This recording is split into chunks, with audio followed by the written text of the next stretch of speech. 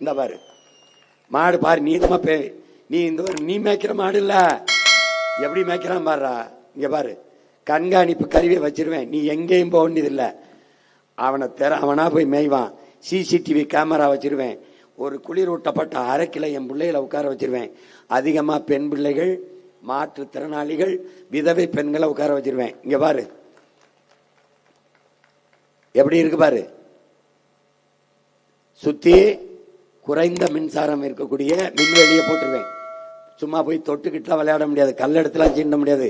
பக்கத்துல இங்க ஒரு தொலைச்சு போடுவேன். பக்கத்துல துணை காவல் நிலையம் வச்சிருப்பேன். அங்கே போய் தூர நின்று தான் வேடிக்கை பார்க்கணும், கிட்ட போய் சேட்டை செய்ய முடியாது தம்பி. இது வேற ஆளு ஆட்சி இல்ல, பிரபாகர மகன் ஆட்சி, பார்த்து செய்யணும், புரியுதா? தூர நின்று பார்க்கணும். இங்கேயே காவல் நிலையம் வச்சிருப்பேன். காவல் நிலையம் வச்சிருப்பேன் பாரு எப்படின்னு. பக்கத்திலே போலீஸ் ஸ்டேஷன். ஒன்றை சார்ந்து எப்படி வேற நாட்டை படைக்கிறோம். அங்க கண்காணிப்பு கோபுரம் இருக்கும், எல்லாம் கண்காணிச்சுட்டு இருப்பாங்க. இந்த ரெண்டு பக்கம் சுவர், முன்னாடி கண்ணாடி சுவர்கள். மாடு மேய்கிறத இந்த பாரு பார்த்துக்கிட்டே இருப்பாங்க. எங்கெங்க இருக்குது, என்னென்ன போகுது, அவன் தண்ணி குடிக்கிறான், கண்ணுக்குட்டி போடுறான், அங்க அவனுக்கு என்னென்ன செய்தி எல்லாம் கண்காணிச்சுட்டு இருப்பான். பார்த்துக்க.